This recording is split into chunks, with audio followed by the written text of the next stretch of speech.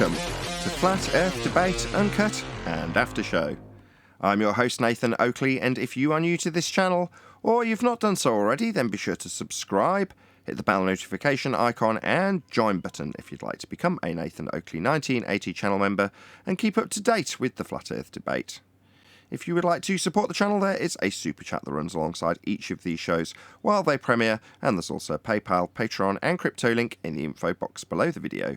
Speaking of Patrons, I'm going to do a quick shout out to all of you who do support me on Patreon, so a massive shout out of thanks and appreciation to Phoenix Rising 86, Retro Bill, More Books, Cannabear, Fibre Oats, Bogey, Michael Kahn, Rob H, Ben White, John Kays, Patrick Gunnels, Banter, Will Brax, Mel B Styles, Troy Shuker, Hairy Blade, Mobile Max 777, Neo the One, Rob W, Open Minded, Reese Pound, Dale West Watson, Maria Neelands, Unbelievable Productions, Blue Ridge Ranger, The Real Gabster, Liam Nedrick Jr., Abraham Mohammed, Adrian Quintana, Skeptic936, Life is Short, Texas Mike, and David Wayne Foster. So another huge, massive thank you to all of you for supporting me on Patreon. Now I will hand over to whoever is in Discord and Google so you can enjoy their dulcet tones while I set up for today's live show.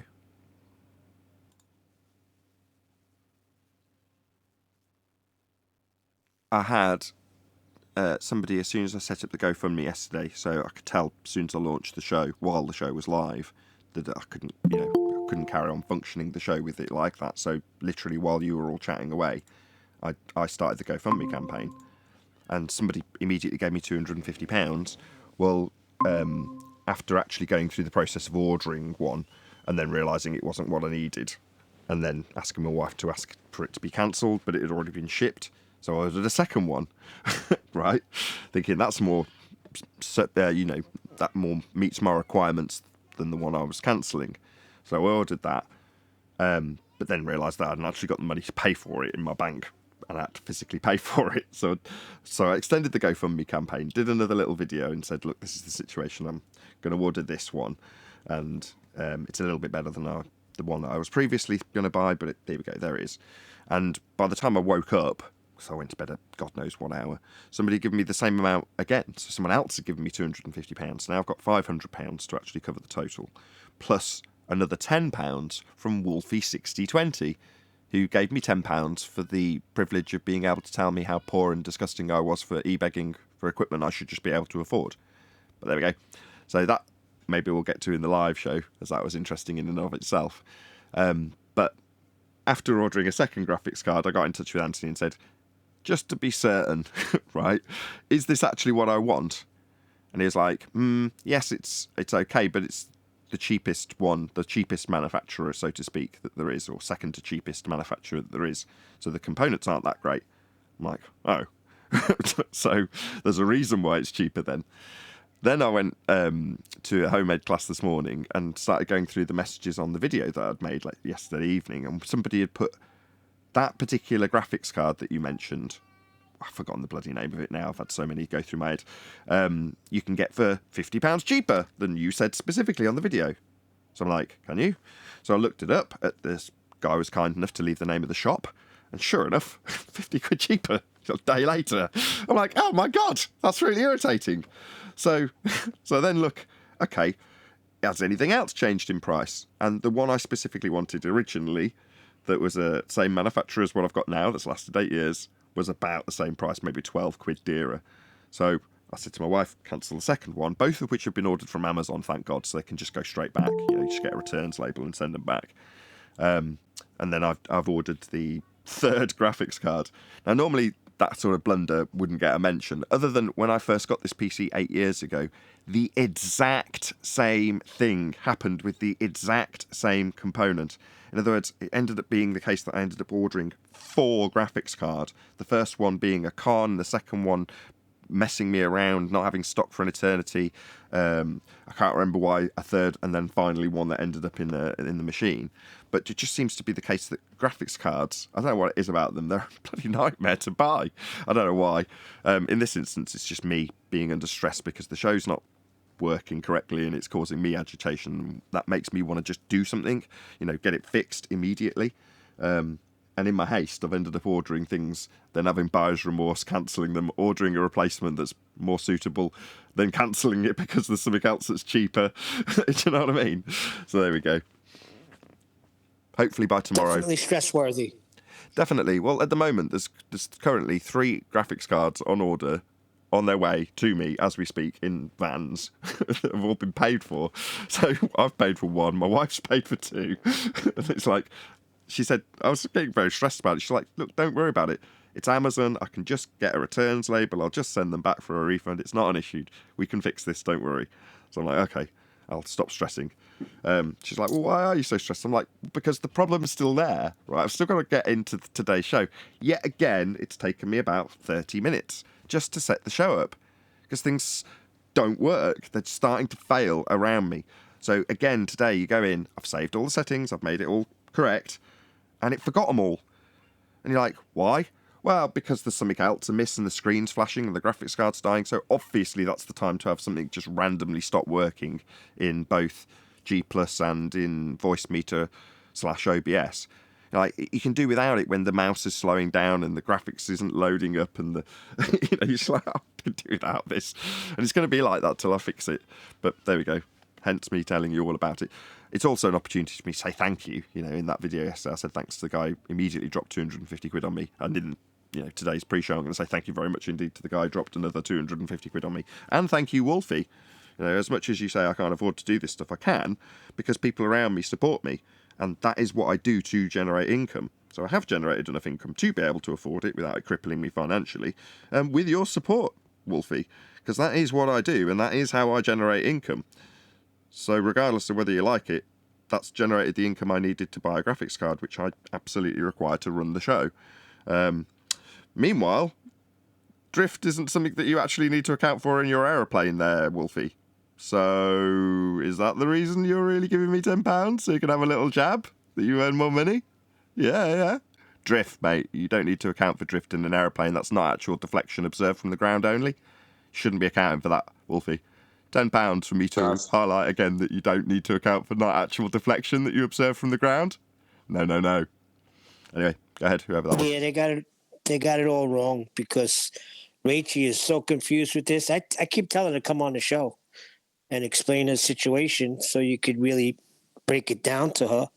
We'll see. I don't know that I can. I don't know that I can. I was explaining it to my wife today when I had a little chuckle with her about Wolfie's £10 donation. And I said, look, the only reason I've caught Wolfie out is because I despise this subject. I'm sure I've given the analogy before, and it's an analogy that I nicked from Carl Jobst, I think his name is, and he's a speedrunner. And he was giving an analogy about a guy who's playing Doom, or Doom 2, and there's a particular tightrope walls, very thin walls that you have to walk along to do this level. And the guy hated the level. It really annoyed him because he wants to go fast, and on the walls you have to go slow to go fast, which is irritating. But his, in the same as my despising of that particular thing, for him a tightrope load of walls, for me Coriolis effect, led me to work at it and work at it and work at it till I've got what I would now consider, as much as I say so myself, an exemplary understanding of Coriolis deflection. So much so that all I need to do is get Anthony to read through a few comments from him, and I'll catch him out at some point, because I know Coriolis better than Wolfie does, clearly. But that took a lot of time and a lot of disdain on my part and dislike of the subject, as weird as it sounds, to get good at it. In other words, I don't like it and I don't want to have to shy away from it, so I will learn it, as much as it is my least favourite of all the subjects. I'd much rather be arguing about gas pressure without a container. It's so much more all-encompassing when it comes to your worldview than Coriolis deflection, which is generally shrouded in confusion to begin with, even in terms of proving to you that the Earth spins. It just gives somebody a nice, easy idea that there is something out there that will prove it, and there's gadgets and gizmos that use the effect of not actual deflection that Wolfie shouldn't be correcting for, because he's going to kill people. Hey, So I don't know. Nathan. Hey, Brian. I don't know if I can help Rachie 00000, because it takes time to learn this stuff. No, you could totally. I mean, I'd have a conversation with her if she wanted. Coriolis is so simple. It's because people have been given a faulty version of Coriolis that we call Globiolis. It confuses the hell out of people. The Coriolis effect is a totally simple thing. It's so simple that people can't grasp it because they've been given this big, convoluted, complicated version of what it's supposed to be. And it's supposed to cause and create things like hurricanes. And it doesn't do any of that. It doesn't do anything. It is just a visual effect. And it happens due to two reference frames, a non-inertial and an inertial. If you're standing on a rotating reference frame and something moves in a straight line over your head, then when you're looking up at this thing, it will appear to take a curved path because you're taking a curved path. But if you weren't taking a curved path, if you were stationary, then the thing moving straight over your head would just look like it's moving straight over your head, because that's all it's doing anyway. There is nothing to it. It's because it's so simple that people can't grasp it. I've stuck it up on screen from, it's just from Wiki. There's a little GIF, and it just shows a roundabout rotating and a ball moving straight. So in the top frame, you've got a top-down view of you looking down upon a roundabout as it turns, and someone tosses a ball over it. So the ball you see moving in a straight line in the top diagram, and you see the roundabout moving underneath the ball because the roundabout's moving and the ball's moving straight, and that's what you see, a ball moving straight and a roundabout turning. However, on the second diagram underneath it is you attached to the roundabout observing the ball. So on a turning roundabout watching the exact same ball, it will appear that's a not actual curved path being witnessed from the roundabout. So because you're turning on a roundabout, the ball looks like it curves, when in reality it's you curving, you moving in a rotational fashion, and watching something that's actually moving straight seem to curve. Well, like Coriolis is one step into begging the question anyway of an axis. Like, you have to beg the question that there is an axis for Coriolis to exist. In reference to globe Earth, that's correct. The only reason it's utilised as a convoluted, confusing subject is to beg the question of an axis to rotate around, regardless of if they say there isn't any drift to observe, or they say there's 15 degrees drift caused by Earth rotation. In either event, they're both claiming there's an Earth that's turning that they're begging the question of. Well, thanks to Neil deGrasse Tyson, we don't have to worry about it anymore, because the football and the field goal analogy that he gave makes it very clear what should be happening. But if it happens to footballs, like he says, it's got to happen to airplanes. And when it doesn't, Rachel should just have a good night's sleep. No, that's what I'm saying. I'm not saying that's what you're saying. I'm going a whole different tack there. What you're saying is totally right. Go on, John. I was saying it's begging the question to even talk about Coriolis of Earth. Like, no radial value that we experience, then there's no sense in talking about Coriolis. That's true. Prove the Earth is a sphere first. Well, Coriolis, discuss Coriolis. Yeah, you've got to prove you've got an axis, prove there is a spherical shape to Earth. But what John's saying is, when they state that there is a Coriolis deflection, what they're describing automatically assumes that this very real effect that you can observe as you're on a roundabout, i.e. you can see a ball travelling in a curved path as you watch the straight ball moving from a turning roundabout. Well, that real effect is attributed to Earth for them to beg the question, and then argue all day about it back and forth. But John's saying there's no point in assuming that we've got a radius and an axis, because we have neither and we've debunked both. So we don't necessarily need to get into the argument about whether or not Coriolis is applicable to Earth, when in the globe or anti-flat Earth pools, they will rather argue about Coriolis effect in and of itself, just with the underlying assumption that we're turning on a turning Earth. No, this is why John is right from the get-go, because you're going to need R for that. And that's why the sextant argument is going to bring him back to the lack of the R.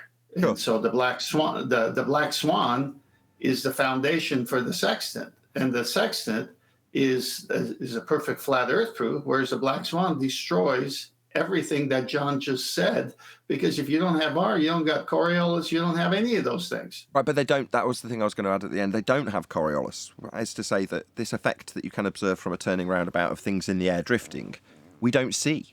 things drifting from the ground as Earth turns beneath stuff. And if we did, that would be Coriolis effect that we'd observe from the ground. Then the reason that would be happening is because we'd be turning underneath stuff in the air. And if we're turning underneath stuff in the air, then the flight times get shortened. You know, a flight from Charlotte, North Carolina to Los Angeles would only take an hour and a half rather than 4.5, 5 hours.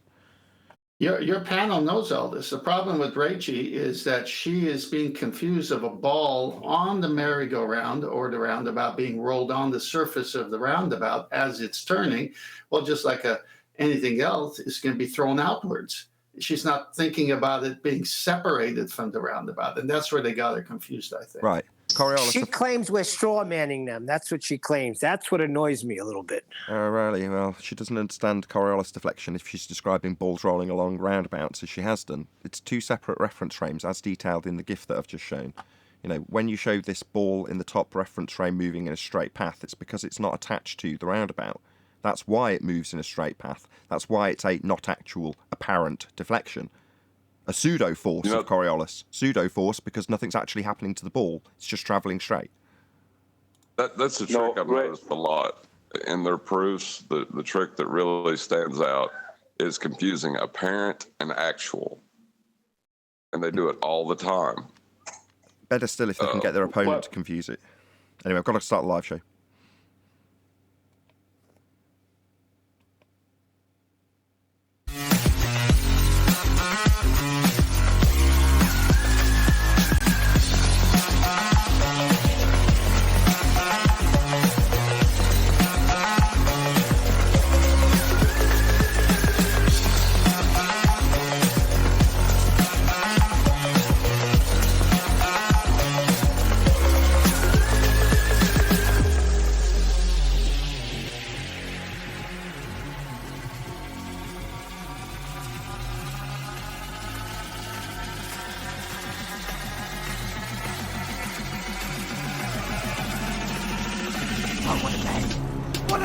Welcome to Flat Earth Debate Live.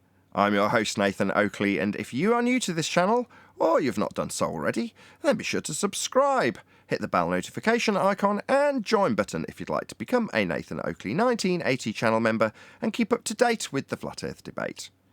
If you would like to support the channel, there is a super chat that runs alongside each of these shows while they are live, and there's also a PayPal, Patreon, and crypto link in the info box below the video. Most importantly, if you'd like to join the discussion, simply mute the page you are currently watching, then click the link in the info box below this video to join the panel and express your views on the nature of Earth.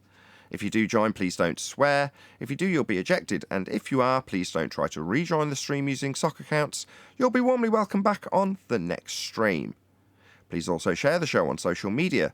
Sharing the show obviously increases the live audience, but this in turn increases the chances of a more diverse panel, so please share the show on Facebook and Twitter. Now, we are joined by probably Arwin, joining me right in the middle of my intro. No, I tell a lie, it is Chocolate saying. We are also joined by 10th Man, Refracted Curvature, Neil, Brian's Logic, and a whole bunch of people in Discord. So welcome, one and all. Yeah. Let's get this thing going today. Good morning, everybody. Good morning. Good morning, and good morning to Somebody say everyone. Coriolis. Good morning to everyone in Discord. Morning. Toyota Coriolis. Hey. Morning. Morning. It's Fat Albert. Good morning to you, Fat Albert. Pleased to have you. Any evidence of a physical geometric sphere-edge horizon formerly known as the curve of the Earth?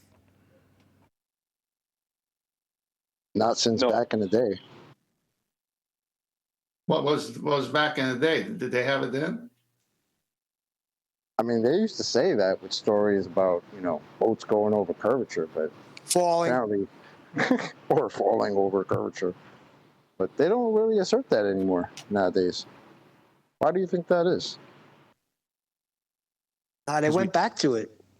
Well, they tried to go back to it, right? Roofy's always going to be the archetypical example of how they tried to go back to it after sticking their heads in the sand for 2 straight years, claiming that there's a refracted, never-to-be-seen, geometric, non-straight line to it horizon.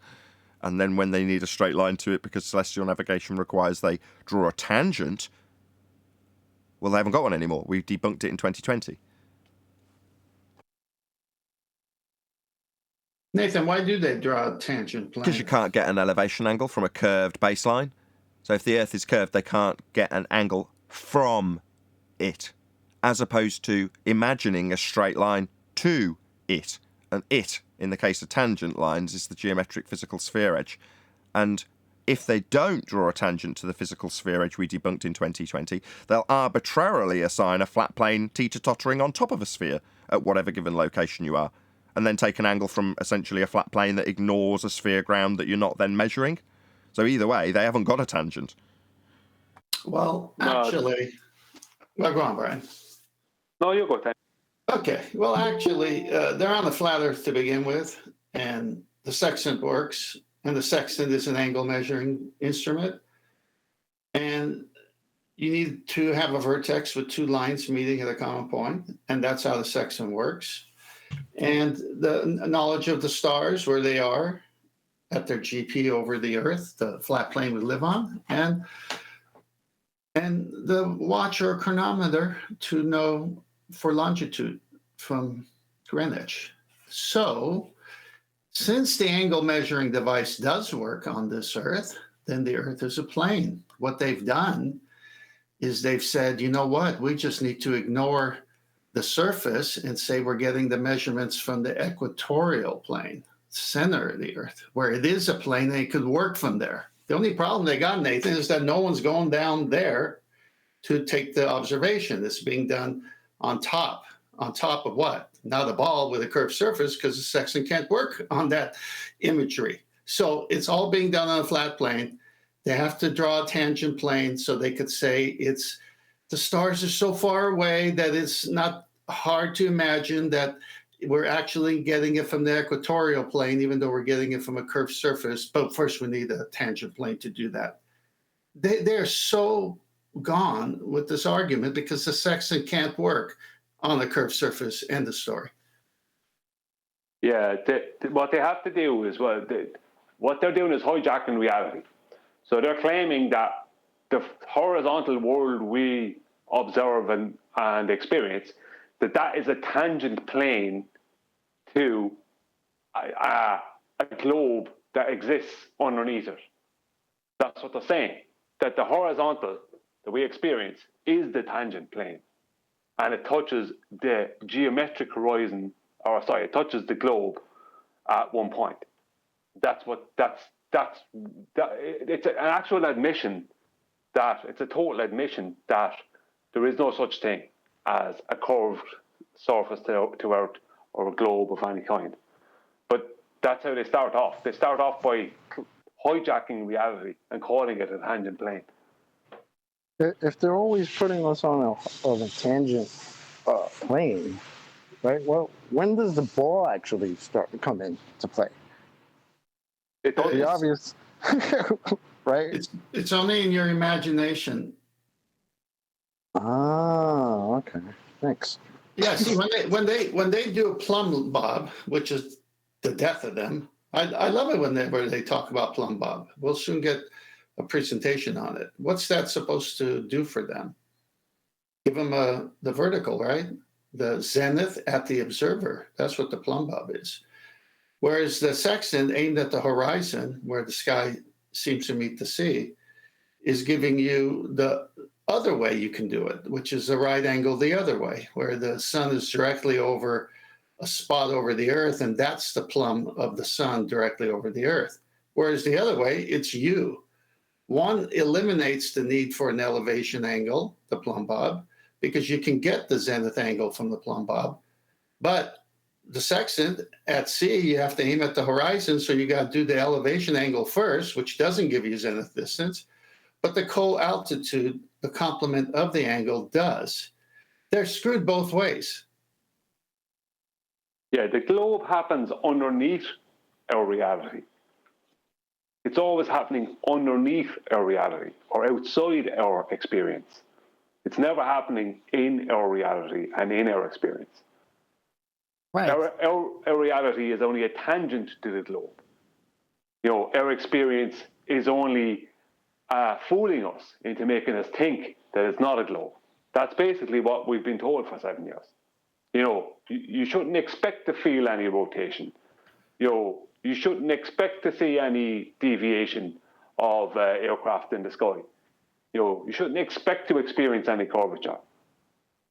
But Right. you're Well, still your supposed brain to be on a doesn't globe. account for terrestrial refraction, so you can't trust your eyes because see that hand in front of your face? It's not really there. Do you want to give that a yank down, Neil? I'll ask the next question. Any scientific evidence of gravity? I think Neil has some evidence. We seem to have a problem here because things are just sticking to my ceiling. I let it go and it went up, and it's staying up there. So I think there's a problem here. Any scientific evidence of gravity? Gas go down, go boom boom. Gas does And not go because down, go boom boom. The gas of the atmosphere is heavier than Neil's balloon, so it displaces the balloon upwards through buoyancy because the rest of the gas is going down, go boom boom in relation to it. Weight is a downward bias or a downward vector. Say it's got more downward vector, therefore displacing the helium balloon upwards would be to imply that the gas above Neil's house is somehow being forced down in a downward bias towards the ground, when in reality all gases are created at ground level and make their way up as they disperse from where they're created. All directions, all vectors, more biased upwards given that they've started at the ground and then they're going upwards. Arwin. So no, not displacement by way of buoyancy. So when people use the word buoyancy, which is what Arwin's just described, they don't realise that by definition buoyancy is tied to gravity. So the density or weight of the air above in homogeneous layers is pressing down on the stuff below. And if the stuff below is less dense than the gas above, it's displaced upwards. That's buoyancy in terms of gases. Right. But it's a violation Like columns of air. But it's a violation of gas law. Gas doesn't behave that way. Nathan, has a similar acquaintance to the other thing. Yeah, I just had it. So now they're saying gas and buoyancy, and whoever said that and who could prove that is similar to. I'll be back. I just lost it. I had it at the tip of my tongue. Go ahead. All right. Well, maybe move. I have to correct Nathan on something here. Buoyancy is not tied to gravity. It's hijacked by gravity. Indeed. An old version of gravity. It's Archimedes' principle, way before gravity was dreamed up. It was hijacked. Yeah, you are correct. You are correct. I should have been a bit more specific in terms of how they describe gas behaviour. Well, the thing is, gravity again. Gravity within the buoyancy density formula it's attached to it. You can just take it off like an extra you don't really need, and then it works fine because you basically have relative density. Okay, I'll do the sleeping warrior thing instead. When it comes to buoyancy, if you just go and type it in to a Google search and then look for a few citations, they'll typically give reference to gravity when talking about buoyancy. How's that? Well, yeah, no, I know, that's how it's in all the textbooks. That's how they put it there. That's what I mean. It doesn't necessarily mean that, Archimedes' principle of displacement isn't going to be any different. It just doesn't apply to gases in gases. Gases that are unbonded with other gases that disperse through them. You might start off with a very high concentration of gas, but it doesn't alter the fact that it will eventually make its way through any gaps in any of the other gases. Further to that, any gases that are already surrounding the high quantity of gas, for example, sulfur hexafluoride, you can pour, seemingly, the high density or high concentration of sulfur hexafluoride out of a contained, pressurized, sealed bottle into a fish tank. You put a piece of cardboard over the top and then you can get enough in there and high enough concentration, it forces the rest of the gas out of the tank, and then you've got a very high concentration of this man-made gas, and you can float solids like tinfoil boats on the top of it. However, as soon as you pour it in there, and indeed as you're pouring it in there, there's gaps. It's a gas. It's unbonded, which means that not only will the gas that's around it make its way in between the gaps in the sulfur hexafluoride, the sulfur hexafluoride will also bounce up and out of the container, tank in this instance, and into the air around it. That's why when you first pump it in, you have to put a piece of cardboard over it, as they do in the example. Because by nature, entropy will take place. The gas will fill the space. It's just a question of time. Just remembered what I was going to say. So you know how they do refraction by doing 7/6R, inserting something that isn't there. They do the same thing with buoyancy. That was my point. As far as gravity goes, I would be happy if they could give an adequate description that doesn't. Gravity pulls things down, except when something is buoyant, all of a sudden that's... Yo, Chocolate, we're having some feedback When here. you're just playing pulls things down, for it to not pull things down, just sounds like an excuse to me. I totally agree. That was so coherent and concise, Chocolate, and I think everybody on the panel agrees with you, don't they? Oh, he was actually talking. I thought somebody... Don't give the game away, just agree. I pulled my headphones out, sorry. Oh. I didn't realize that's what I was doing. No, what I was saying is I hear buoyancy, and I just hear that as an excuse for when the claim is, oh, things will be pulled down by gravity. Well, when it's not being pulled down by gravity, oh, now it's buoyant. It's just an excuse. Well, no, it's not that it's not being pulled down by gravity. The gas around the gas you're referring to, any gas that you can visually show going in an upward motion, i.e. if you contain a high concentration of helium in a container, you can show it displacing the air around it upwards. Well, that, according to them, is still gas go down, go boom, boom. It's just the gases around the helium balloon go down, go boom, boom. Because obviously there's massive gas factories in the sky that create all these gases and pour them on us like rain. Other than that, columns, they're sitting there. They're columns, they're sitting there, and so if there's a gas that's lighter, it's going to be pushed to the top because everything else is heavier. There's more weight. Back to that downward vector we spoke about earlier. No, there is no columns. Gas is inhomogeneous and anisotropic. It's a mixture of gases, not layers, not columns. But that's how they are made to think of it. Through density buoyancy. Yes, indeed. And you can think of it like that. It's just not real because you're still not going to be able to prove gravity applying density. It and buoyancy. It doesn't work. Any single viable hypothesis from any of the fields of astronomy, cosmology, or astrophysics?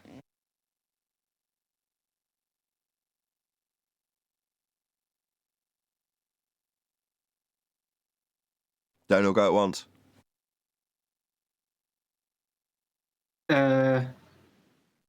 See, this is when the Globers that used to call us science deniers, this is when they should jump in. Tell us all about the science, quote unquote, of the globe. Come on, guys. We can do it. The problem is they don't know. Yesterday in chat, I noticed people asking, are the lights in the sky, the planets and stars, are they natural law? What? Are they part of natural Are they law? laws themselves? Are they natural law? Yeah, are they laws of nature? That's what it said. Okay. Then they were saying scientific law. There is no scientific law. It's either validated through a scientific experiment, correct? Or it becomes natural law. Let's just cover what a natural law is, right? So natural law is just a description of a phenomena that occurs always. It's not an explanation. It's merely a description. So gas fills space. Yeah? Dispersion or diffusion, effusion, these are all second law of thermodynamics entropy-based descriptions of things that occur always. Now, am I explaining why hot always dissipates to cold? Or why you've got gas filling availability of volume? No, I'm not explaining why that happens. I'm just saying that is the effect that we observe occurring always in nature. Therefore, a law of nature is just a description.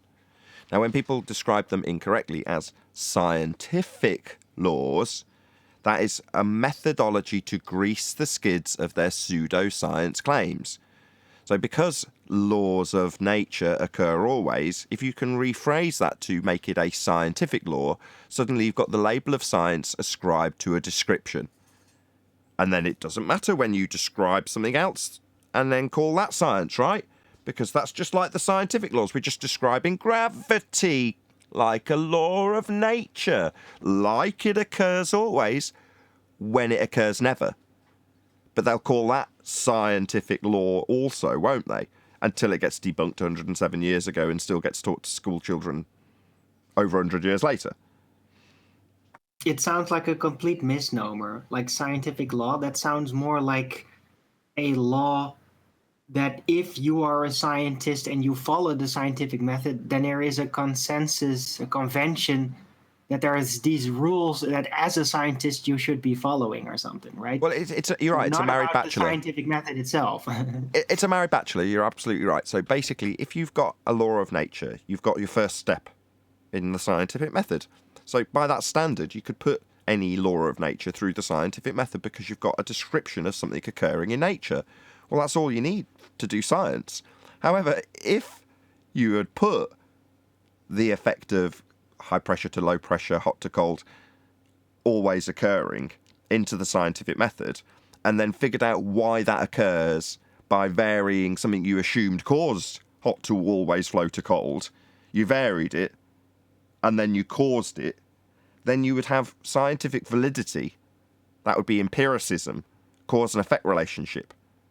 Well, that stops it being a law.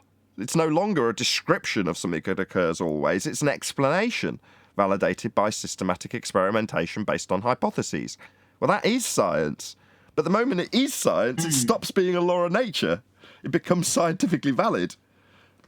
Right. So if something is scientific, that you have to be able to manipulate the cause of the effect. But if it's not a scientific, a natural law, then you basically can't manipulate the cause of it because it's always happening. Maybe. That's not necessarily true.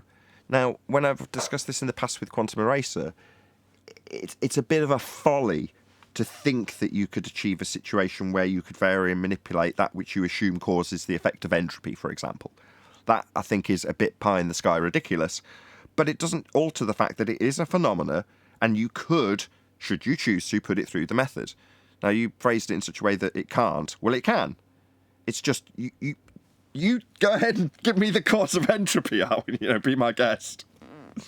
No, but that's the point, right? You can vary manipulate elements that are part of the cause of what's going on, but you can't basically vary manipulate the overall entropy pattern, because entropy, the pattern of that, is already deduced from everything. It's like the direction of where things go when all the individual mechanisms are basically put to the side. It's the backdrop pattern of it all, and you can't vary manipulate it because that's how it was established. Like, that always happens. Why? Because we can't vary manipulate it. Why do things flow from hot to cold? I would want my coffee to stay hot the whole time. Why does that happen? But that would be within the purview of science. Yeah, I could say why it happens, but I couldn't prove the cause of it. I could give a logical reason why it happens. Very easy. I have a logical reason why it happens, but it doesn't prove a cause. How can you vary and manipulate something that constantly happens? That's kind of Arwen's point, isn't it, Arwen? It's like, how can I stop hot going to cold to prove the cause of why hot goes to cold? I can't. I can never stop it. What? Stop it happening. Wait, hold on a second. The cause is why something happens. What they mean is, if you take scurvy, for example, people don't always have scurvy. If I say, what is the cause of respiration? That's something that occurs always. So you would have to, you can explain the need for respiration, but you can't necessarily pin down the cause. Whereas with scurvy, people go out to sea, come back, and they've got scurvy. well, what's the cause of that? Is it the seawater? Is all the things that QE goes through when he describes various different farcical causes, until you get down to a cause that stops people who go out to sea coming back with scurvy. Whereas if everybody lived and died with scurvy and it was the only cause of death, then you'd be like, well, it's something that's occurring always. How do you get to a position where you're stopping that being the overriding always cause of death? Or better still, death. How do you vary and manipulate something to figure out the cause of death? And I don't mean in terms of heart failure versus liver failure. I just mean why people die at all. How do you stop them dying to vary and manipulate it to figure out the cause of death as a whole? You can only ever address just life duration, right? That's it. Because you can never completely nullify that. So it's just going to be longer life. And that's it. That's what you can achieve. Or aging. Or you could say my most ridiculous statement that I knew the cause of it, and it was the fall of man.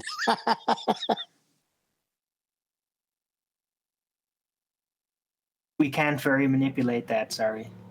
He was offering a historic value from his own biased point of view. Yeah, I thought I had the answer to it. Boy, was I wrong. Hold on. That intrigues me. That intrigues me just as much. How do you know it's wrong? Because she's hammered me. No. Miss my subtlety. Yeah, if you say it's right, I will give you the same hammering. But now you're saying it's wrong, and we'll get the equal same hammering. Why is it wrong? He's missing my point. The fall of man causing the cause of entropy? No. Let me try and repackage this so you understand what I'm saying. The sun's physical, says one man. And I say, how do you know it's physical? And then they don't offer any validation for their claim that it's physical. So then the exact same claimant turns around and says, okay, it's non-physical. And I go, how do you know it's non-physical? How do you know it's not physical? How do you know you can't get to it? In other words, it's just as invalid to say you don't, when you just don't know, to say it isn't something based on your lack of knowledge of something is an argument from ignorance fallacy. To say you don't know, well, if you've got something that's got a vague historic standard, unless you've actually disproven it, I would be just as likely to question you saying it isn't something than question you saying it is. Equally as requires evidence either way. I gotcha. In an empirical fashion, you have that exact process that I've just described in terms of is it or isn't it, built into a null. So when you offer up a presumed cause of an effect, I think this causes that, I think vitamin C causes scurvy, or the lack thereof causes scurvy, then you've also got the antithesis. I think the lack of vitamin C will not cause scurvy. So that's your null. Well, when you've got those two, at the end of the process when you vary one to cause the other or not cause the other, either one statement stands true and you eliminate the other. So if A then B, that's your cause of effect validated, and therefore if A not B has a line through it. A line under the validated cause, a line through the invalidated null. And the same if you do it the other way around. If you vary A and it doesn't cause B, you put a line under the null and through the alternative. But you're ruling out what it is or isn't. And it's not either, it can only be either or.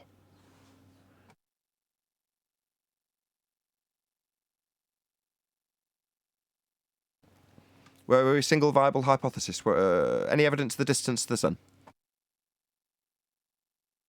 What is the sun?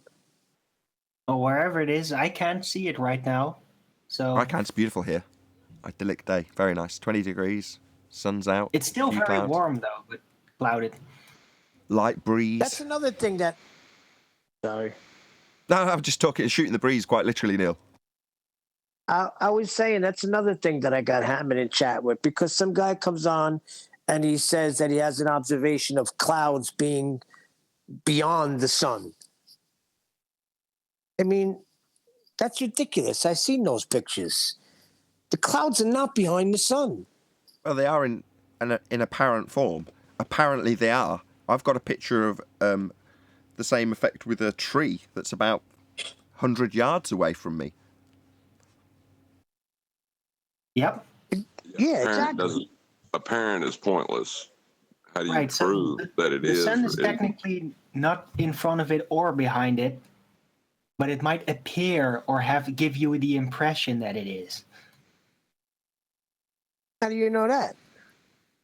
Because you can see it. That's why. You can see you've got a set of eyeballs. You can see what's apparently occurring. Now, what John's just said is, what use is that unless you know, well, apparently the aeroplane's taking a curved path. Well, if you see it taking a curved path, you've got to prove one way or another whether or not it's only curving because you're turning beneath it, i.e. you're watching the plane not really curve, it's you on a roundabout. And you're watching it seem to curve when it actually flies straight. That's Coriolis drift. You know, obviously, if you were an airline pilot flying on an aeroplane and somebody radioed you from the ground to tell you that they saw you seeming to drift because they're turning beneath, i.e. they're on a non-inertial turning reference frame, your plane's in an inertial reference frame, and they see not actual deflection from their position on the ground, that would be Coriolis drift. You wouldn't have to correct for that Coriolis drift because you're travelling in a straight line and only appearing to drift from the ground. You know, correcting for that sort of stuff costs lives, you know. You don't correct for things that aren't really happening. That's when you tell the person on the ground, could you leave me alone? I got an actual moving runway I got to deal with. Thanks. Exactly. If that effect was occurring, that person was spotting the plane seeming to curve when it's travelling straight, that would mean the ground's turning underneath the plane for that to occur, for Coriolis drift, 15 degrees an hour drift that they claim the globe has got. That means that the runway, as Chocolate's just pointed out, is moving under the plane at 15 degrees an hour as it tries to land on it if we've got Coriolis drift. For us to see a plane seem to curve from the ground as we turn beneath the plane, then the runway's turning beneath the plane. That don't happen. We don't have this drift. It's nonsense. There's no 15 degrees an hour drift. Earth's not turning underneath anything. Me pointing that out has resulted in a £10 donation from Wolfie6020. And on my GoFundMe page, go and check it out. I haven't publicised it because I've reached my target, but if you still want to give me money, I'm desperately overdrawn, so please feel free. But nevertheless, go to it and check it out so you can see Wolfie's comment with a £10 donation trying to, embarrass me for having to appeal to my audience for money to buy things, when that is precisely what I do as a YouTuber. That's how I generate my income, full stop. You know, I've just got to develop interesting and unusual ways of respinning what I do on a daily basis when I do my intro every day to ask for more than I normally ask for. So there's no exception to what I normally do in that regard, Wolfie. But you didn't mention the fact that you have claimed that you correct for drift, Coriolis drift. That would be a man observing you from a roundabout, seeming to fly in a straight path? No, he sees you on that roundabout looking like you're curving. Looking like you're curving doesn't need correction, though, does it, Wolfie?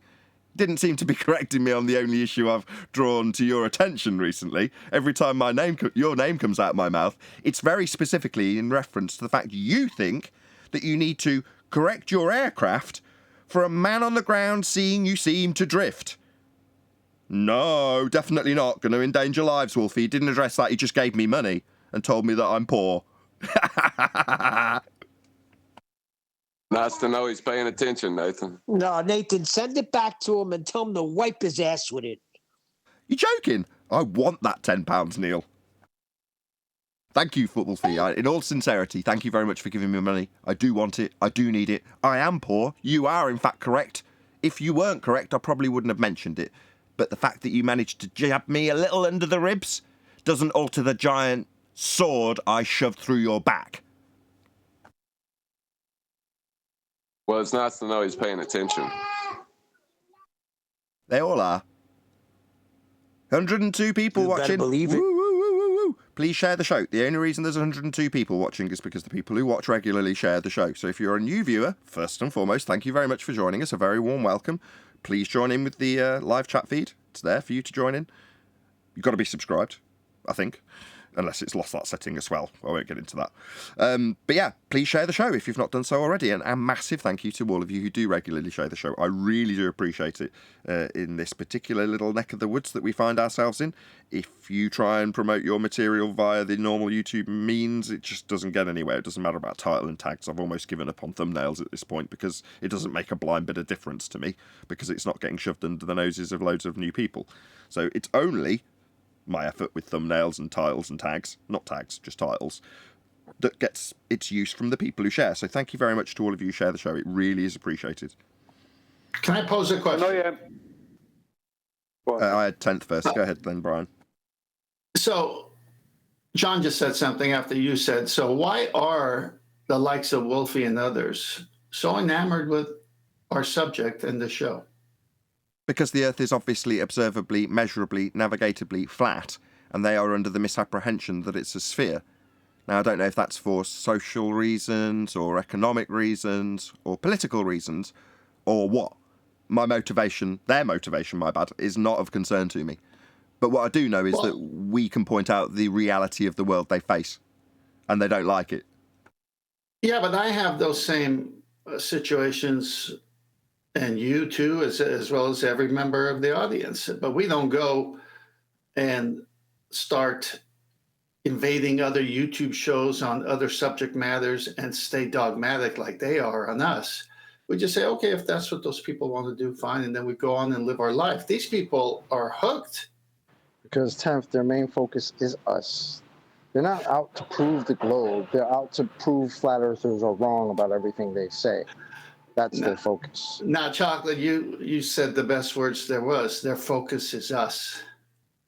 Why is their focus us and not the subject? Because we're telling people to think for themselves. We're questioning the status quo, and they're being thought police. And they don't like the fact that we're thinking for ourselves and telling other people to, because that's dangerous to spread, right? That's the real pandemic, is getting people to think for themselves, which is why they sit around and stop people from doing that or try to. So why do they spend hours and hours trolling? Does this talk about their insecurity, about what they think they're on? Because they have no actual measured curvature. They have no arguments. All they have now are tactical diversions to try to stave us away from the actual argument. No, I think they know. They know, and they can't cope with it. They got too much pride. Why are they always here? Phil Bell, always here. I can name a bunch of people that are constantly here. Well, what's worse is that when Maybe they're just fans on the low. They're just fans of us. What's worse is when you listen to the Nupty clips and even talk to, at least my experience, when I say some of the things these people say, the normies laugh. The normies don't even get along with them, meaning it's so absurd what they're doing, and their arguments are so absurd, it's just clinical, meaning they need psychological help. They can't deal with it. Any evidence of a self-perpetuating molten iron core at the centre of a presupposed spherical Earth?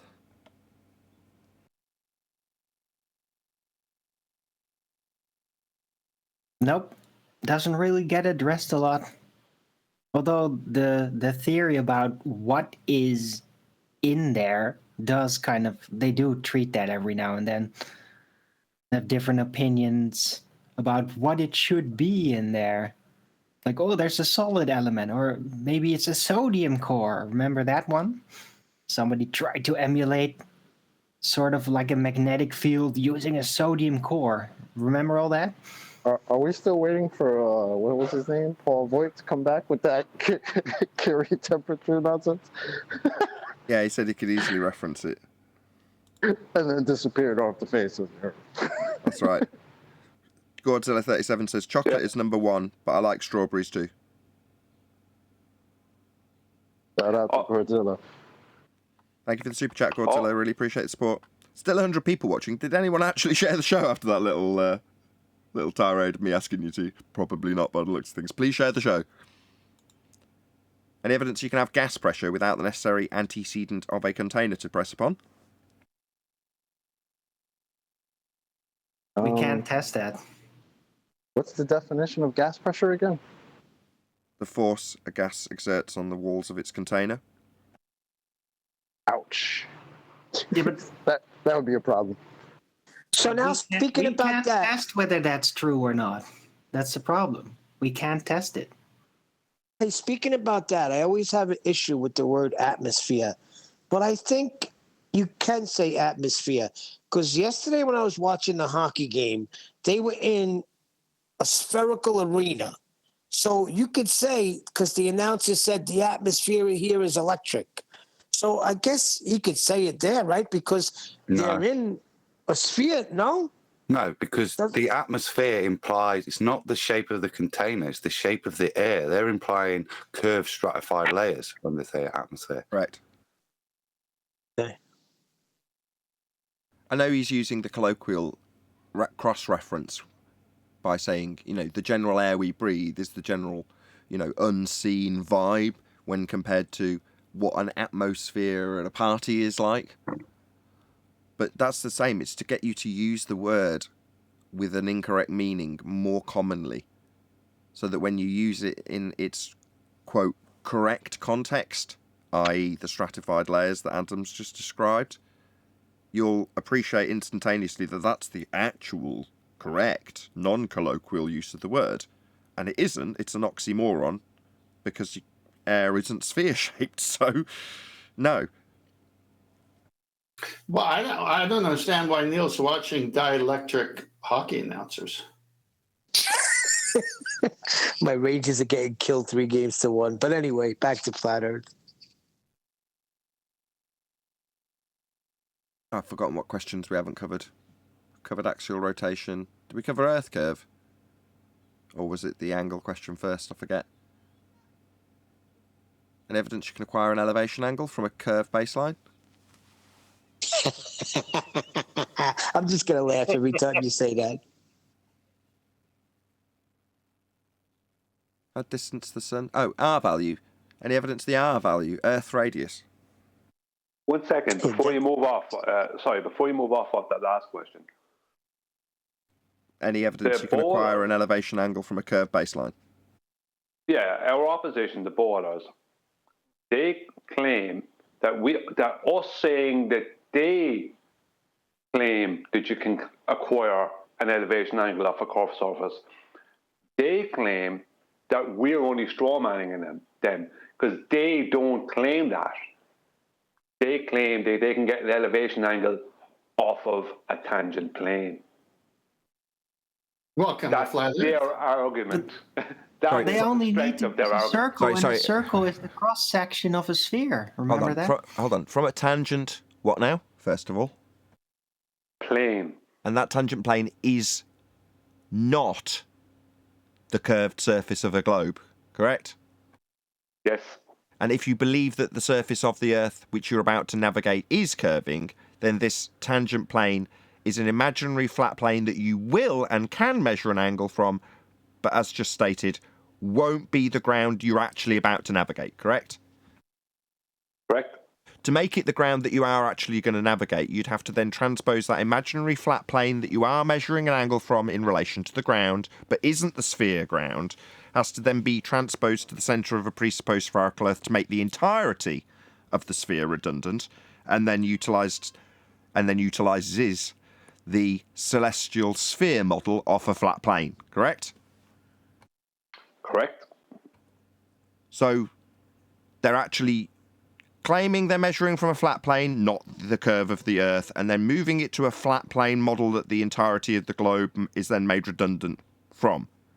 That's not using a globe then. That's not getting an angle from a curve. That's not using the curve. That's using the celestial sphere and flat plane model. Yes. And the reason we know that's the case is because when they claim they're drawing a tangent plane to acquire an angle that isn't from the ground, that doesn't match with the actual angle that's used to navigate. Hence, it's moved to the centre of a flat plane model over a celestial dome, i.e. perspective view of what you see on a flat sky as the stars move away from you and recede towards the horizon. That's perspective, represented as an angular view, or if you put a compass over the top of your view in an orthographic fashion, you'd see that the curve of the compass could be the description of the curve of the celestial heavens. However, that's a perspective view of a flat plane roof and a flat plane ground to get angles from it. And the only way it works if you think you're on a sphere is to ignore the curve of the ground that you haven't got, measure off a flat plane that you haven't got and call it a tangent, and then move that incorrect angle to the centre of a sphere Earth that is then made completely useless and not used. And utilise a flat plane model called the celestial sphere. Yeah, all that stuff happens after they've established a horizontal, also known as a tangent plane within their plane. That's step one. Horizontal. That's step one. And that horizontal, right, as I asked them, how big can a tangent plane be? It can be infinite if they need it to be. So that tangent plane, this horizontal that they establish, which is step one, that can be any amount of miles, thousands and thousands of miles. Straight horizontal line of a measure. Nathan, sorry, Brian. Nathan, can you go to Master B for the image I just posted? Okay, it's up. Yeah, so you've got this image of them and what we're talking about. So you can just forget about that dingleberry there. That's not what's happening. The celestial horizon at the center of this circle is also known as the rational horizon. Okay, this extends all the way to the celestial sphere, basically, in this case with the celestial horizon. So that's a straight line. And there's a 90-degree box with the 4 sections of a circle. They want you to think it's a globe, but let me keep going on. The on top, looking through his eye, through a bubble sextant, will have a spirit level give him a parallel plane matching that celestial horizon. You can see they're parallel. That would be the sensible horizon at the eye level of the observer, using a bubble sextant spirit level. But when at sea, tossing and turning, you have to use the actual sea horizon and do dip correction, height of eye correction above the sea level. They here trick everyone because the Earth has to be a plane in order for that to happen, because you're using the actual surface of the Earth. The horizon. That's why Sextant has a horizon mirror. You see? So it's right here, 3 planes, 3 straight planes, and the angle could only come from a flat surface, never from a curve. So all of that underneath that dingleberry, that globe Earth as a circle here, but they want you to think it's a globe Earth, that doesn't exist. If you take away the bottom half, and put a protractor, that's what's happening. That's what Nathan was just describing. The arc of the protractor is where they say you're doing the measurement, but you're not. You're actually on a flat plane because the sextant's working from a flat plane. That's it. Cool. All they did... Sorry, Nathan, go on. No, just say cool. Now that's the end of your presentation. Thank you, 10th. Yeah, okay, I'll say something about it. All they did is they took the arc scale on a sextant or off of a protractor that they were using to measure angles to celestial objects in the sky, and then claimed that the surface of Earth was curved because the protractor and the arc scale on the sextant is curved. Because angles, degrees, minutes, they're all based on 360 degrees of a circle. That's what they're based on. But that doesn't make the surface of Earth curved. Now, this is the logic. This is the beginning of the madness, is all I can call it. Good question. Brian, hypothetically, how do they cut the Earth in half and take measurements from the center? Well, they first establish a horizontal, what they claim to be a tangent plane. And they take an angle from that, which is just a hijacking of reality. And then they mathematically bring it to a center point, which is another horizontal, and put the same angle there. Once they have to hijack reality first, Neil. And once they've hijacked reality, then they can do whatever they want with it.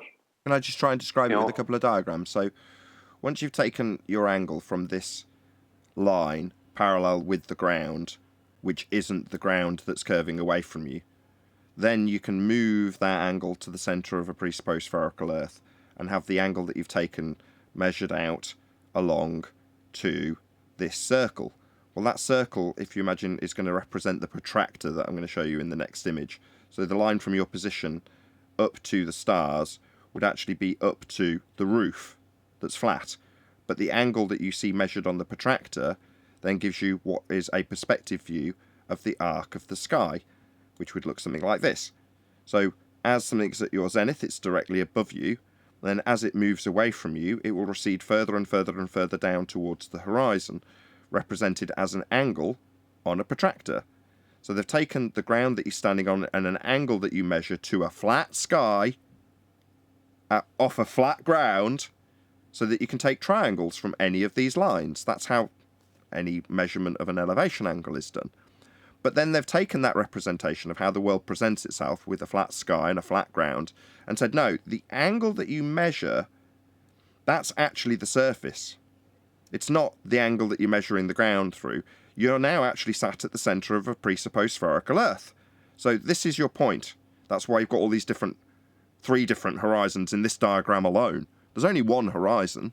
The horizon in there begging the question, proof of nothing, perspective hijacking Earth curve maths, isn't even in this diagram. So it'd be down with a straight line tangent to a point down here on the sphere. Well, that's not even represented here, the fourth horizon, when we've only got one.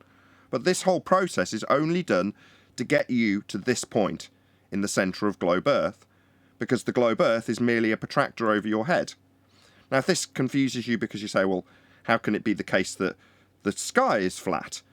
Well, that's just a perspective view of what the stars do as they move away from your position. Likewise, if you're stood underneath a bridge that's completely level and flat as you're underneath it or travelling underneath it with a boat, will present angles from your position further out receding towards the horizon, even though it's a completely flat bridge and you're underneath it. It's the same principle. But for you to then turn that flat bridge and say, well, no, it's a completely round bridge. If you say, well, no, I'm actually going to project out my ground to be the outside edge of this protractor now, which is exactly what they do with the stars. They just move out what you can see of them moving towards the horizon, angles that you can measure to them, and say, nah, that's actually you at the centre of a presupposed spherical Earth. You're stood on the top of the protractor. Please share the show. And you can do it in your kitchen. Yeah, you can use this method to convert lights on your kitchen roof. If you've got a load of spotlights moving along your roof or your ceiling in the kitchen, you can use the maths that they use to convert the globe into a spherical radius value for your house. Just do the same thing. Take angle measurements to the lights on your ceiling. It's the same principle. It's the only way you can get an angle if the ground's flat. That's how you're measuring it. Well, that process has been hijacked, and the protractor you used to measure it turned into the ground you're standing on. Just sounds like begging a question using mathematics. It sounds like utilising a flat plane to turn the Earth into a sphere. Yep. It is impossible to achieve a perpendicular with a curved baseline. And yet everything is about it being perpendicular. It's just over there. No one's going to the center of anything, Neil. As Brian said, it's just mathematical hogwash. It's not happening. It's all happening on a flat plane.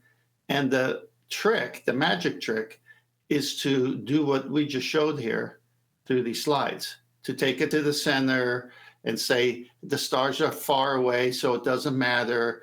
The light's coming in parallel, that's why it works. No, none of that is true. This needs to get out. This needs to get out far and broad. It is getting out. I know. Groundbreaking stuff. What gets me as well, though, is like some of these, the actual navigators, looking at these stupid dangleberry pictures and the Earth cut in half. I mean, they're actually navigating on the sea. Surely they realise they're not actually in the centre of an Earth or dangling or on top of a dangleberry. No, well, no, because when they actually perform the process, they don't do this. This is an after-the-fact, page 87 of an 87-page description. That's all it is. So when a celestial navigator actually performs the process, they draw out their measurement by way of elevation angle off a flat baseline. And then they do their triangulation after drawing a line of position or a circle of equal elevation. They then minus the elevation angle from the star they've measured, from 90, to give them the distance when you times it by 60 in nautical miles. Is that right? 60 in nautical miles, 69 in statute, or is it the other way around? No, that's right. That's right. Okay. So that's what you do. Well, at no point in that process do you use what's on screen. Nobody's moving the angle to the centre of a presupposed spherical Earth.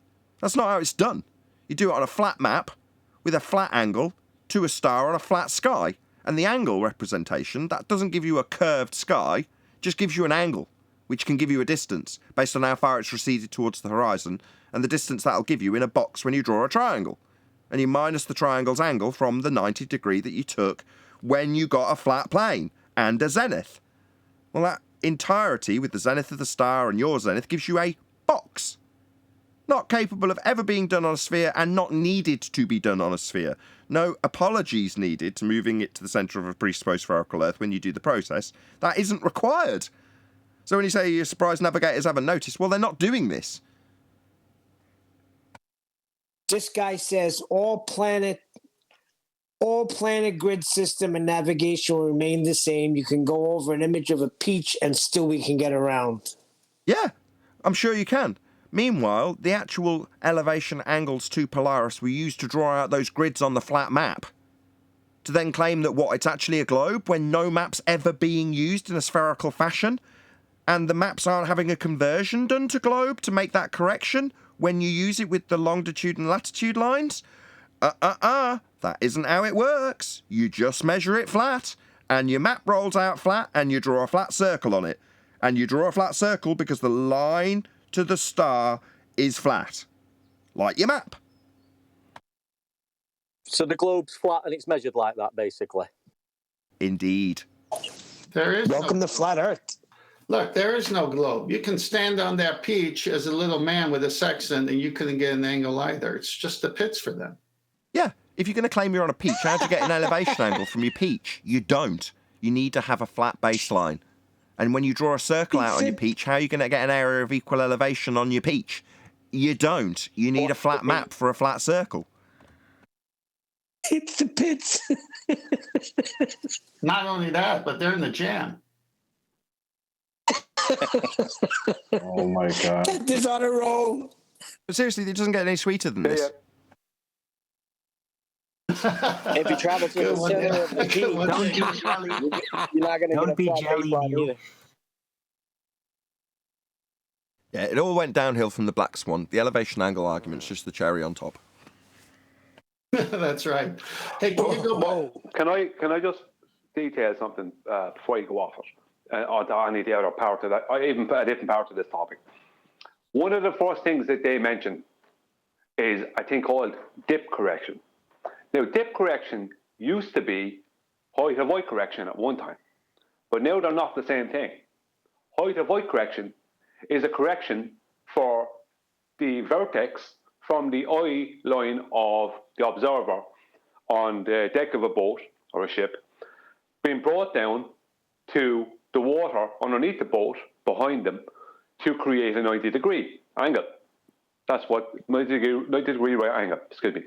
That's what that's for. So, because otherwise they have an obtuse angle, now they can't use that. They need a right angle to have a correct angle to a celestial body. But the dip correction is now only a mathematical globe thing where they're begging the question of a geometric horizon that's somewhere underneath the water, right? In reality, right? They're hijacking reality and claiming there's this geometric horizon somewhere underneath it. And what they're doing is doing this mathematical correction from the eye line of the observer down to this geometric horizon somewhere underneath the water. And they're correcting that line up to meet the real horizon that we see in reality, and then they're doing the height of void correction. This dip correction, if you hear it or anyone sees it, forget about it. It's a mathematical thing. It has no bearing on anything. You don't need to do it. Just do height of eye correction in reality. Height of eye correction often, the problem is that if you don't qualify that, height of eye correction often gets called dip correction, so they can change it into their correction from a physical geometric sphere edge horizon. Well, we've only got one horizon. The horizon in the begging the question proof of nothing perspective hijacking Earth curve calculator, the geometric sphere edge they're claiming to correct from, with dip to the geometric horizon from. Well, there is no geometric horizon. Why are they correcting or doing anything with it when in reality the measurement is, as Brian's just detailed, height of eye correction? Height above the flat plane you're going to need to get an angle. So it's not height above a curved surface with a tangent to it. We debunked that in 2020. On screen right now, Black Swan. There's one horizon. Not a geometric physical limitation to your view, formerly known as Earth curve, along with these three horizons, sensible, geoidal and celestial. That would be four horizons that the Globers have got to claim in order to get around the fact that they've got to do a correction from one that doesn't exist and then move their measurement to the centre of a presupposed spherical Earth and have it all work off a plane, none of which is done by navigators. They all just use a flat map with a flat circle and an angle that must be flat. It couldn't not be. That's what they actually do. Any more for any more? Just before, that's what I said at the start, that the dip and height of eye correction used to be the same thing, but they changed it around. When they added globe nonsense to reality, the dip correction became a mathematical thing that involved a mathematical geometric globe horizon. So people get it mixed up between the two. I did it first because, I did. It's not just you're wrong by calling the height of eye correction the dip correction, but you're wrong in today's world because it used to be that, but they hijacked the dip part. The dip used to be just the dip of the angle from the eye line down to the visible horizon. Instead, they brought it down underneath that to a globe's geometric horizon. No, let them do it, Brian. Let them do it, because the second they do, and they make the positive assertion that the horizon is now the leading edge of a ball. On screen now, Andrew Thomas Young's line between O and G. That would be the dotted line, dotted because it's not visible, you can't see it, and the curved line between O and H. Curved because that's your bent line in atmosphere that we must assume. So there is no correction from O to G when we beg the question of a sphere Earth with R that they can't measure anymore, because the line from G to C is R and can't be acquired if you haven't got a line to it. Al-Biruni's measurement invalidated. R not acquirable to assume that the R value giving you your terrestrial refraction bends the light from OG to OH.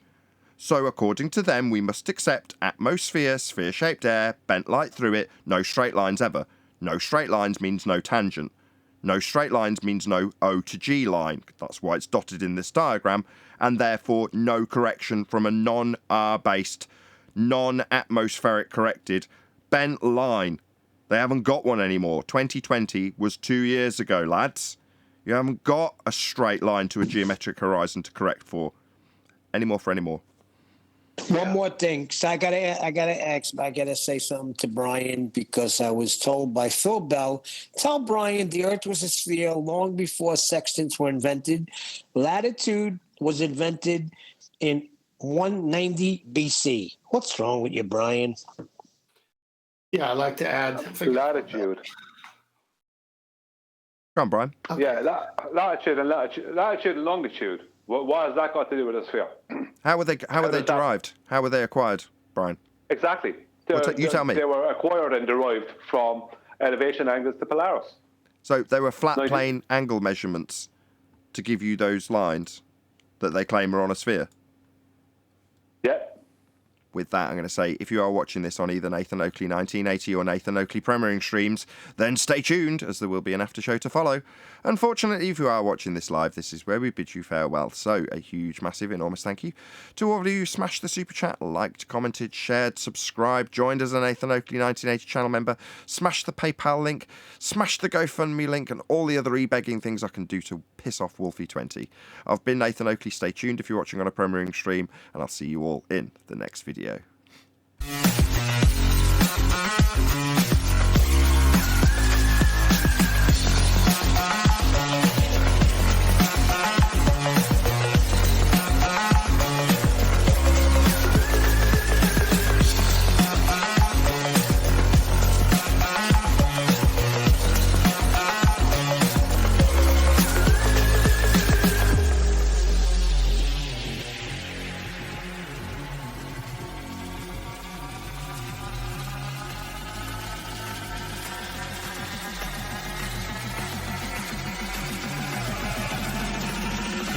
wrong with me? What a lovely day!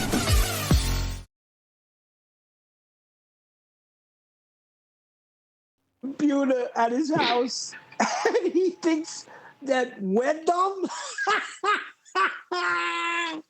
That's got to be the funniest thing I ever heard. Yeah, you go right ahead, Phil. Keep controlling them satellites. I like the in the chat. So you got Phil Bell throwing out an all or nothing fallacy. So he's saying to Anthony, Sleeping Warrior, Phil Bell is. So you're saying that all celestial navigations are completely wrong, then, Sleeping Warrior? And as I watched it go by, I'm like, all or nothing fallacy. And then a few messages go by, and then Anthony comes back with, "That's correct, Phil." In other words, I accept your fallacy, and we'll just agree and go along with it. Yes, they're all wrong. Well, no, we've got plenty of references that are far closer to the front of the book in terms of what's being done with flat planes and angle measurements and areas of equal elevation and all those sorts of things. That's what they're describing in the celestial navigation books. The fact that on page 87 it says, you could, but we don't, transpose this onto a globe. It's very complicated and long-winded and, it doesn't work the best and isn't really needed, but you can do it like this. And then they throw up a diagram like this with 3 horizons and missing a horizon that's claimed to be a physical leading edge of a sphere that blocks your view to boats and buildings. Given that you're on a boat looking into the distance, you'd think that they'd have that 4th, I kid you not, horizon in this diagram. But it isn't there. The geometric horizon only exists in the maths anyway, even if it was. But it'd be a 4th horizon in this diagram, wouldn't it, 10th? They said it would take hours. I'm sorry, I stepped away. Who just joined? Hello, whoever it was. I should have looked. Eli. Hey, Eli. But didn't they say in that math that it would take hours and hours?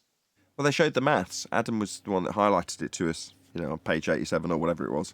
And they take you through a process of doing what we describe, because we get it from the anti-flat earthers. Because they've flicked to page 57, ignored all the measurements of elevation angles, and then with those in hand, measured off a flat plane, and then they transpose the angles they've taken from a flat plane to the centre of a presupposed spherical Earth. They say, look, this is how it's done. Like, no, that is not how it's done. That's how you can do it after the fact if you've got your angle from a flat plane. I've got some on that. It was listed as an approximation, as I remember, so not accurate to the same way as celestial navigation, but also disclaimed that it would take a very long time and would be practically useless at sea to follow that methodology of doing it on a ball. But like I said, the important bit for me was that it stipulated at the beginning that this wasn't accurate. It was just an approximation. Yeah, because what her opposition say to that is, because it's easier to do it that way. This is how they rectify it in their own minds. That was the exact opposite, though, Brian, wasn't it? It stated that it isn't easier to do it this way. You can only do it by an approximation, and it's very convoluted. Adam, what Brian's saying is, the opponent on the anti-flat Earth side will say to you when you point out that you can only get an elevation angle from a flat baseline, and then that the process that follows is using triangulation and no curves, and would mess up the process if it did. They'll then turn around and say, it could be done like this with your parallel tangents and your moving to the centre of a presupposed spherical Earth that's then ignored to use the flat plane and dome of the heavens. But we don't do it that way when we're out at sea because it's just easier to use a flat plane.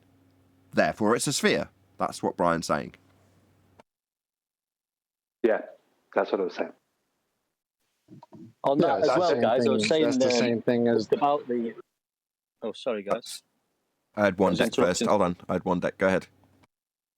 Yeah, just on what you were saying there, Nathan, about this skipping past the angles. I've wrote another little story about that. Little poem, if you're interested. Yes, please. Very much so. It's called Jumping the Gun. Stop jumping the gun and skipping past angles. That's going to create you a big sextant tangle. The horizon is not a physical location. Just read the books and try to be patient. Setting the sextant to 0 degrees gives us the flat baseline that we will need. So stop jumping the gun and skipping past angles you're going to end up in the sextant angle. It's after the angle that corrections are done, not before. Stop jumping the gun. Dip is corrected after the angle to give us what we need, the 90 triangle. Stop jumping the gun and skipping past angles. You're going to end up in the sextant angle. So please stop chanting all your lies. The angle comes first. Surprise, surprise. If there's just one place you don't want to be, it's in the sextant web Mr. Tenth has nicely weaved. So stop jumping the gun and skipping past angles, or you're going to end up in the sextant angle. The end. And at number 3 on the hip Very parade good. ambled. Oh, You're getting better and better. I'll try it one more. And now at number 3, it's the bangles.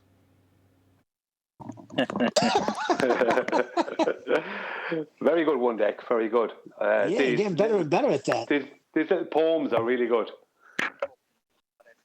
Well, I've got a few together now, so I'm trying to get like a little ebook together, some pictures and that. So I've got about 6 or 7 together, which I've picked up off the show guys and you guys. So I'm just listening and learning and just writing a few things down. So I just want to put it together in some sort of format, and then we can all have a look. Yeah, simplicity is the best way. That's excellent. It's simple, and simple is always the best. It also demonstrates. Into shorts, Nathan. Say again, Adam. Make some nice shorts videos. Those poems are quite good. Well, poetry about academics is really good because academics tend to be really dry. So poetry can then really shed another light on that. I liked it. It was I really did too, good. and I have made the very first one, not the second one he did into a short. Sorry to talk about it in the third person one deck. But yeah, it takes a lot of skill to do poetry in that method because you've got to know how the argument truly works to simplify it into an eloquent format. And if you get it wrong, it might rhyme, but you'll look real stupid, which isn't the point, obviously.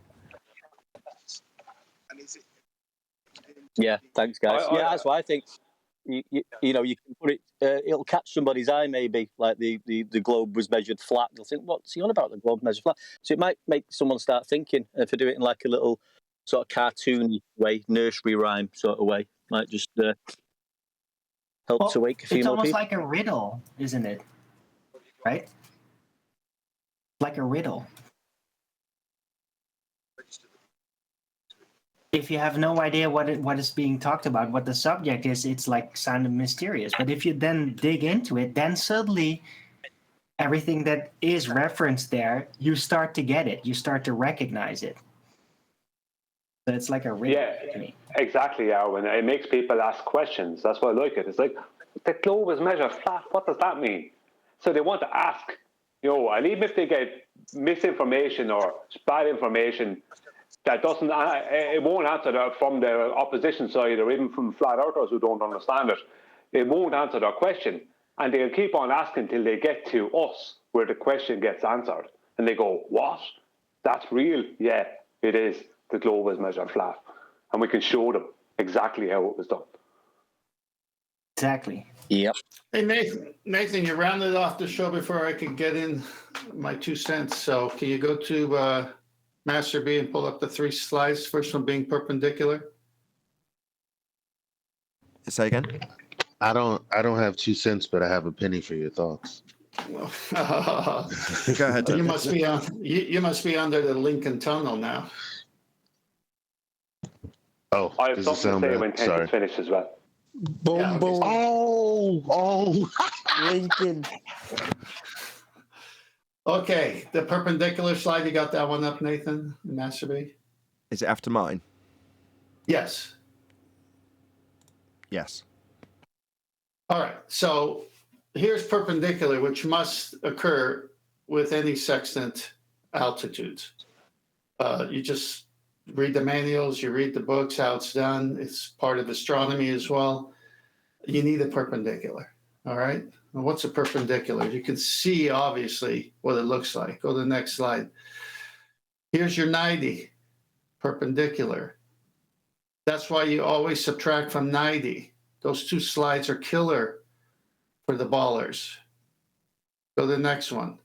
Here's a sextant at work, a right angle triangle, 90, perpendicular. So their little get out, they think, is using a bubble sextant and having the sensible horizon, which is their eye line, using the spirit level, and they could bypass the actual sea horizon because, it might be foggy or they're on land and they can't see it, so they use a bubble.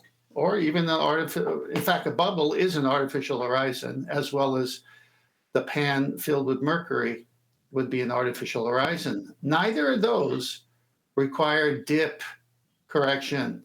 Now, Brian went through and explained that they gave a double meaning for dip correction.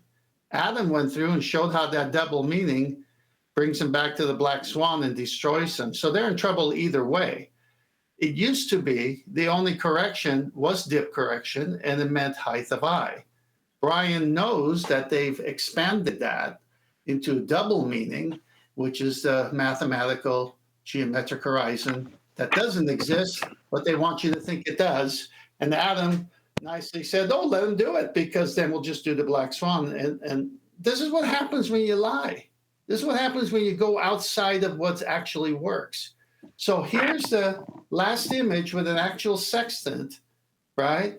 And it's showing an elevation angle on this one to a lighthouse.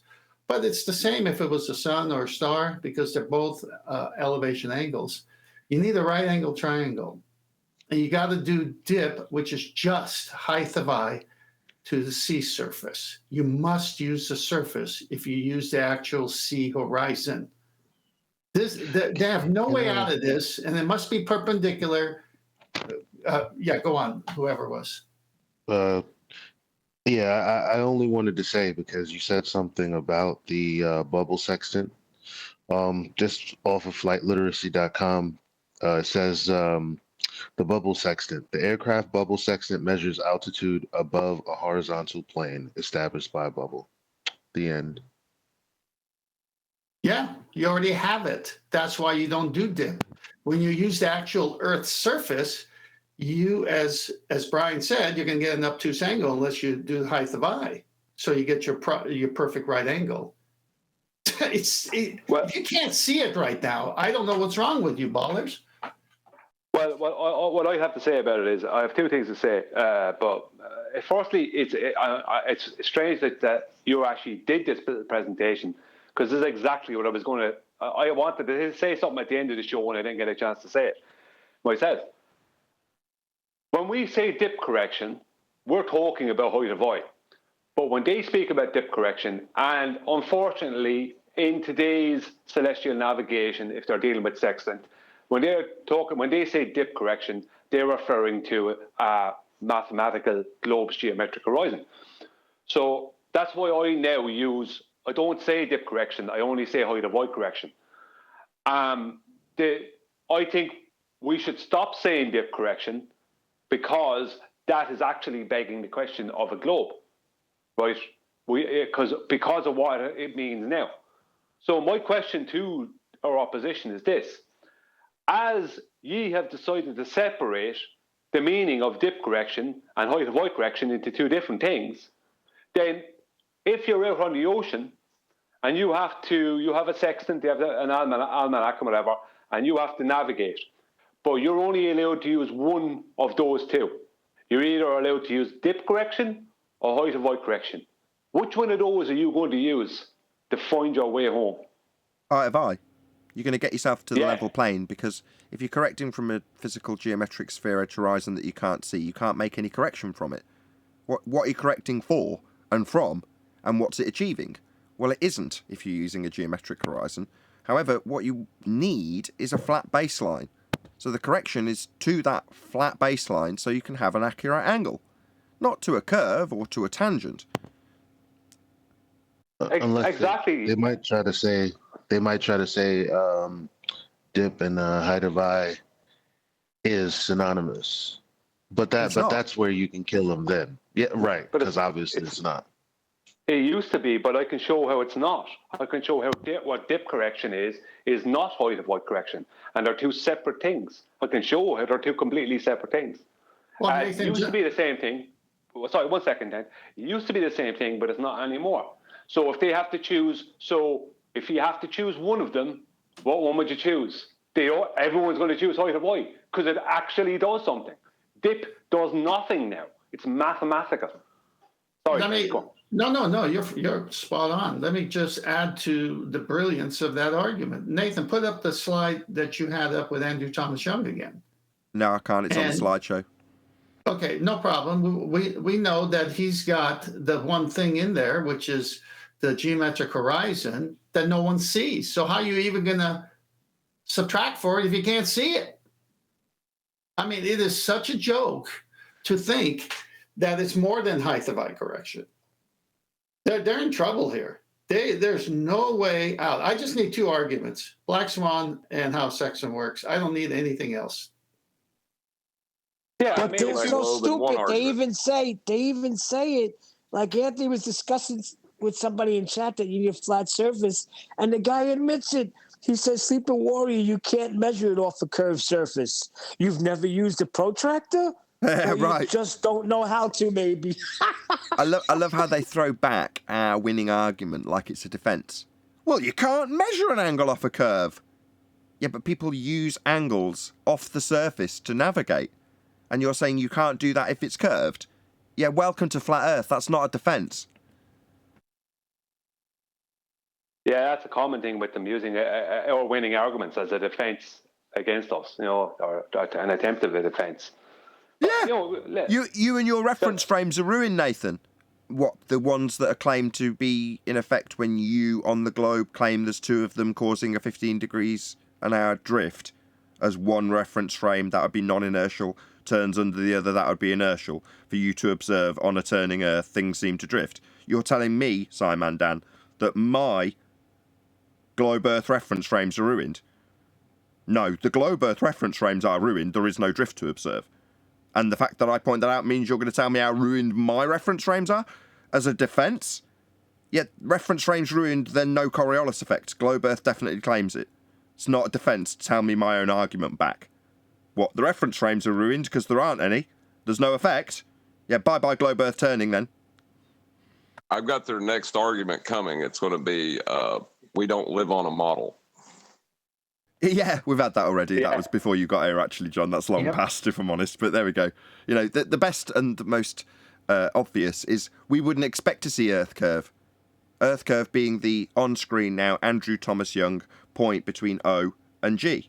Well, that's the physical geometric sphere edge horizon, formerly known as Earth curve, that used to, pre-2020, block boats and buildings.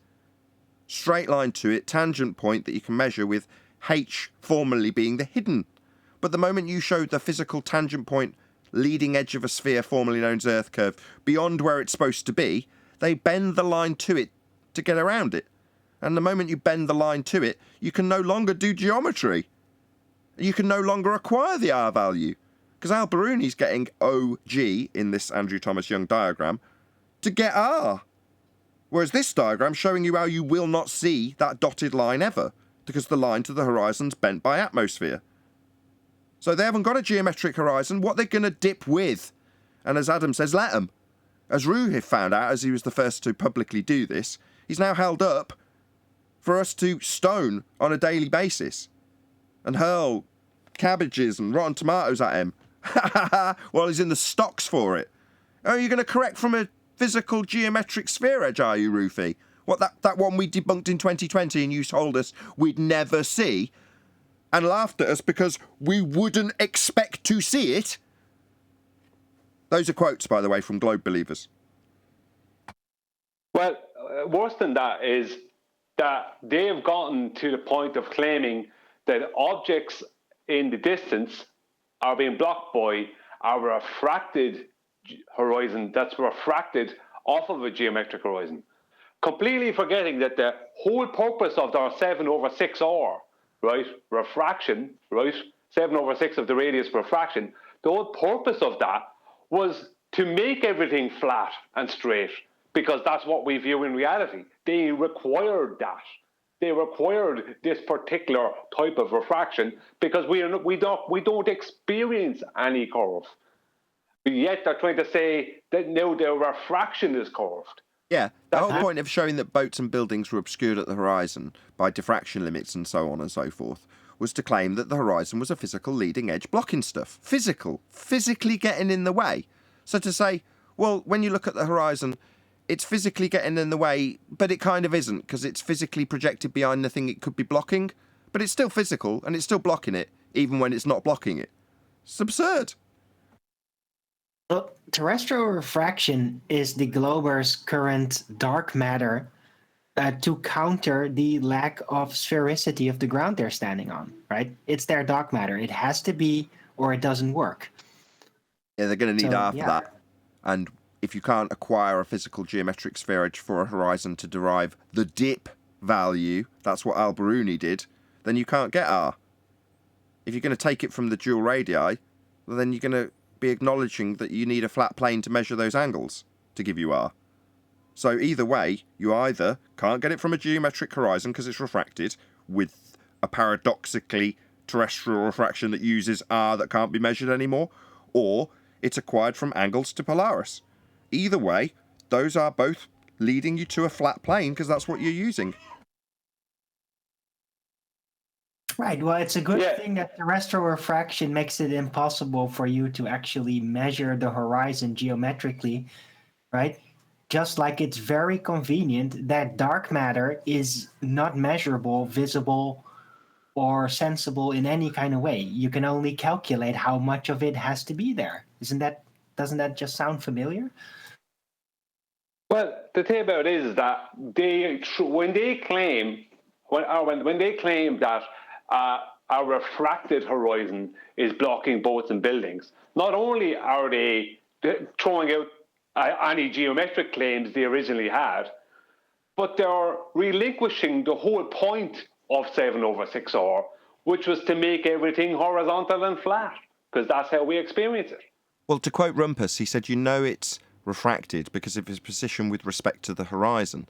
In other words, what it needs to do is bring things that were formerly blocked by Earth curve in its physical geometry back where they weren't blocked before. So if you've got a item that they're claiming in perspective omitting feet and inches should have 5 feet missing, and it doesn't have any missing, or it's got 1 feet missing, they'll say, well, it's refracted, so it's being projected up towards your view with respect to the horizon that's blocking it. So it's not blocking it as much, the thing's being lifted up. But the problem then occurs when you get to the Black Swan in 2020, and it's not that the item's refracted and you know it is because of its position with respect to the physical geometric sphere edge horizon. The horizon itself is then refracted and no longer claimable as a tangent point. Right, it's refracted because it has to be. I'm not sure if this will add clarity or make it worse. But every now and again, Nathan gets me to just goad Roofy a bit. So I've forwarded on a message that Nathan sent me. Can you ask Roofy how's the geometric horizon working out for your buddy? From Nathan, because I've sent that on to him, and he's come back. And this is genuinely the response. Hi Nathan, when you say geometric horizon, are you referring to the unrefracted horizon? In other words, where the horizon would be if we have no atmosphere. My response, he says, I don't care where the unrefracted horizon is. And that's the best they've got. So you don't care where it is when you're utilising it as a tangent point, Roofy. You don't care where the thing you need and are using, that's a geometric straight line tangent point to the physical horizon. You don't care where it is. So it's another example right at the end of the show of somebody literally using our argument. You don't care where it is, you're claiming to do dip correction from it, but simultaneously you don't care where it is. Well, you don't need to worry about doing dip correction then, do you, fundy idiot? Yeah, they don't need spherical geometry because it's all refraction. It's all refracted. Right, but well, how's he going to correct from a physical geometric tangent point with a straight line to it then? He can't. If he dips, he dies, right, Adam? Totally. Totally. And that's why I'm always happy to let him. If they want to reify it, off you go, because we smashed that years ago. But to assert the horizon is Earth curve, right? That's whether refracted or not. You're still asserting the Earth is curving. You can't get an elevation angle from that. It's the only place they can go.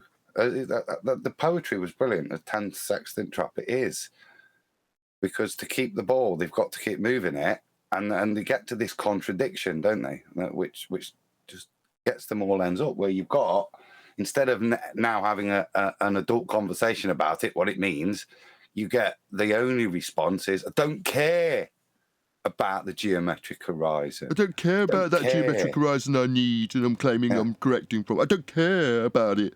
Yeah, we've debunked it, so what? Even though you're trying to correct from it and we're asking how you're doing that, given you haven't got one, you're just replying with, I don't care about it. Well, why are you showing it us in your diagram then? If you don't care about it, don't show it to us.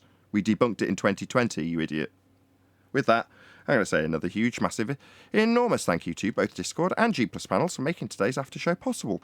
And of course, a massive thank you to all of you in either Nathan Oakley 1980 or Nathan Oakley premiering streams for hopefully smashing the super chat, liking, commenting, sharing, subscribing, joining as a Nathan Oakley 1980 channel member, smashing the PayPal link and all that good stuff. I've been Nathan Oakley, and I will see you all in the next video.